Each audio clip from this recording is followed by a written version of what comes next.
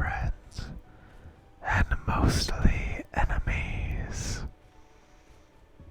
Today, World Building 105. Last one in the series, at least for a little while, or until someone asks me about something specific and I start the answering your questions videos. World Building 105. History, culture, religion, society, all that stuff. It's all intertwined, and so it all has to be in the same video. Or at least it should be in the same video. Building a society in your story. It's a lot of work, especially if you want it to feel original, if you want it to feel distinct, if you want it to be unique and fit your story and really be something to be proud of. Then you've got an uphill struggle. There's a lot of ways you can go about it. You can sit there and you can really try to create something original, actively work to keep any outside influence out of it. You can mix and match different things from different parts of history and different societies and cultures. That's usually a really good way to go, in my opinion. But no matter how you do it, and no matter how you go about building your world's society, your world's culture, again, like I've said in previous videos, for just about everything, it needs to fit your story, it needs to fit your plot, and it needs to be an augmentation and a supporting factor, not detract and not pull away from. So any fictional society, history, culture you create, it needs to serve a purpose. And if you just start throwing random cities and towns with weird cultures that you thought up into your story for no reason, it's going to just be extra pages that your readers have to read that they don't want to because it's not actually adding anything to the story. So we have to make sure we're always augmenting our story and world with history and society and culture that really thematically adds to what we're trying to build, that really helps drive home the things we're trying to drive home. Whether you're trying to drive home a moral in your story, or whether you're just trying to create an awesome series of events that holds attention and is very entertaining, whatever your goal is, your society and your history are a factor. So now that I've repeated that in enough different ways enough times to satisfy that I got it through to everyone, let's start talking about some of the great societies we've seen in fictional works, and let's talk a little bit about some of the things we can learn from them before we get to my sequential process that I would recommend using, that I use. So, one of the great places we can go to look for great, just astounding world building is actually something you might not expect to hear about on a writing channel, but it's Avatar: The Last Airbender, the children's cartoon. We don't talk about the movie. The movie doesn't exist. Avatar: The Last Airbender has some absolutely astounding world building. The entire setting is fresh and unique and original, not because it has just a plethora of super original ideas, but because it mix and matches things in fresh new ways really well. It's very interesting to see some of the strange things they mix and match, especially in the cultures and societies that exist in this storytelling universe. Especially when you look at the 4 nations, each corresponding to one of the primordial elements: water, fire, wind, earth. Each culture that responds to one of those elements takes notes from real-world cultures, usually more than one. And we see really interesting mix and matching of cultural traditions, architecture, customs, holidays, all kinds of interesting stuff like that. And what we get is these cultures that are amalgamations of a bunch of different things from the real world, but they feel intensely original because there's nothing quite like any of them in the real world in history. They're all just different enough to feel and taste really original to the consumer. And that's your goal. Even if none of your individual ideas or aspects of your culture and society are 100% original. If you mix and match things in a new and diverse way, it's going to feel original. That's why it's one of the best methods, in my opinion. Because let's face it, truly original, interesting, good thought, not only is it very rare, but it's hard to come up with. That's why it's so rare. So, being a good mix and matcher is a great alternative, because that's a skill that even if you don't have initially, you can develop. And you can develop it, at least in my opinion, one of the primary ways to develop it is to consume good media, consume good stories, and follow that example. Another place you can go for really good example of really thorough, interesting, unique world building is the Red Rising series by Pierce Brown. He's taken things from ancient Earth cultures and mixed them with modern themes and created this really seamless intertwining of classic Earth cultures with modern ideas, and we end up with this society where the aristocracy, the erudites, are living in this kind of Roman militaristic society, and at the bottom we have this cast of people that really seem to be living in more of like a current era Scotland or Ireland type culture. And there's everything in between the two.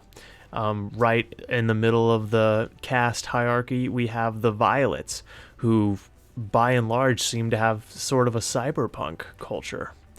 And it really is just absolutely astounding world building. I highly recommend checking out the series if you haven't.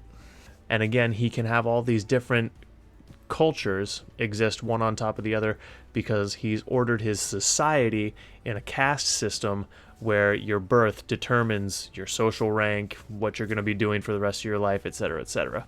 So each caste has its own culture, and it was a very clever way he structured and interfaced it all. Very good world building. So, of course, you might be asking yourself at this point, okay, so that's two good examples of world building. How do I do that? How do I seamlessly and flawlessly put together this world where everything seems like it's just mashes up so well and feels original and all that good stuff? Well, I'll tell you how I do it. At least, how I think I do it. Jury's out. We'll see how the reviews of my book look. So, one of the first things you're going to want to do is ask yourself, does my world, does my society, does my culture, does my history augment my story? Does it serve to elevate my story?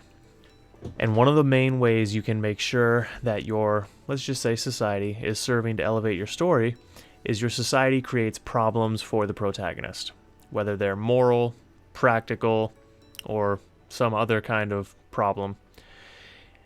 A society that creates problems for the protagonist of your story is instantly elevating your story because it's elevating the stakes and it's elevating the level of obstacle that your protagonist deals with. And obviously that makes for a more interesting story because conflict is almost always more interesting than the lack of conflict. That's a sad little thing about human psychology, isn't it? So sad I have to take a drink.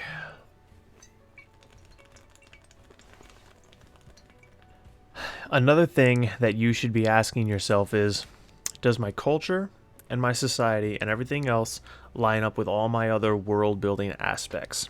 For example, let's say in your world you have a bunch of really monstrous animals, okay? Like half your animals prey on humans, are man-eaters, and they're fierce and ferocious and dangerous, and humans live in these cities that have big walls and tons of advanced weaponry. In a world like that, your culture is going to look very militaristic. There's going to be a big emphasis on masculinity and warfare and violence and getting nitty and gritty, okay? If your culture doesn't look like that, it's going to be juxtaposed to the world you've built. And in that specific example, it's going to feel really weird unless there's a really good explanation. And of course, you can have, some interesting twists on it. You could have, say, a city where the prevailing culture and societal attitudes kind of feel like British aristocracy, where, you have a bunch of rich snobs who, even though they go out and hunt, just like Redneck Dan down the street, they're snobby about it, and they get all prideful and highfalutin about it. Oh, yes, well, you see, the Tryposaurus Rex that I felled last week, it weighed 12,000 pounds, and it had the rare triple jaw augmentation. Yes, 3 distinct jawbones. It's getting stuffed for my trophy room right now. And of course, you could have the next door over city be the complete opposite, and it's a bunch of rednecks. Yeah, we're going out. We're going mud gator hunting. Mud gator hunting? That's right. Mud gator hunting. But those are like so deadly, and you can only like find them on the surface for like a few hours a day. That's what makes it interesting. But whatever your society and culture looks like in that world, militaristic behavior, an emphasis on violence, and an emphasis on knowledge of weaponry is going to be a big factor. You're not going to have a pacifist culture in a world like that, except for maybe one. That might be one of your plot points, is this pacifist culture that seeks to live in harmony with the rest of the world, and they're at odds with all the other militaristic city-states around them. I might write this book. And if you steal my idea and write it, let me know so I can read it and review it. But you get the point from all the examples, I hope.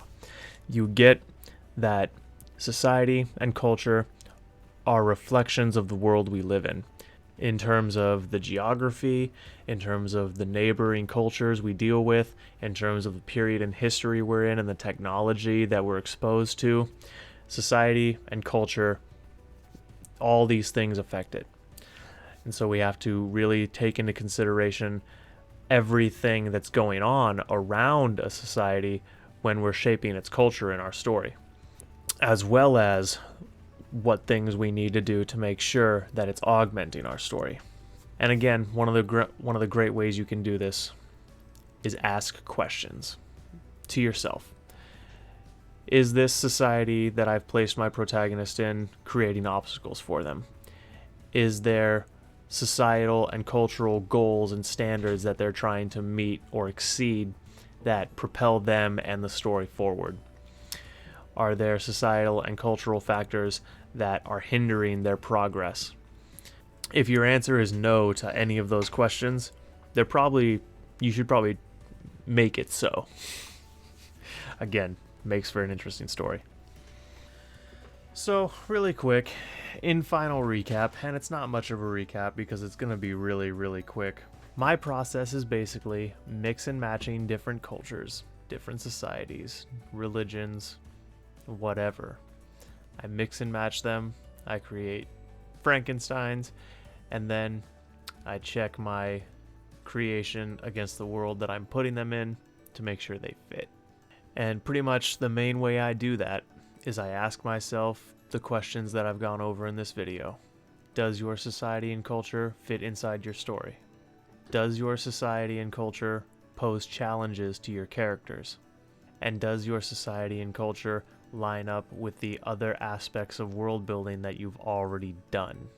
And there's of course more questions along those general lines that you can ask yourself. I implore you to do some thinking and create some version of this process that's unique to you. You need to develop your own style as a writer, and you can't just rely on me to give you all the tips and tricks. You need to have some stuff that's unique to you so that you have a flavor. That's what readers come to individual authors for. That author's flavor, that author's style. Because at the end of the day, we can all tell a story. It just depends on how well it's going to be told. And one final little tip for you. If you still feel like you're wanting more and you need some inspiration and you don't know some good cultures and histories and stuff to mix and match, Google anthropology. Go down that rabbit hole and you'll have plenty of fuel to work with. You're welcome. And on a more personal, self-serving note, check back in tomorrow. We're doing a cover reveal for my novel, The Garden of Lies. And depending on what I find during some investigation I'm going to be doing into my current state of affairs, there might be an announcement about some other stuff relating to the release. So, fingers crossed I get that stuff sorted out before tomorrow. In the meantime, pretty art. Peace.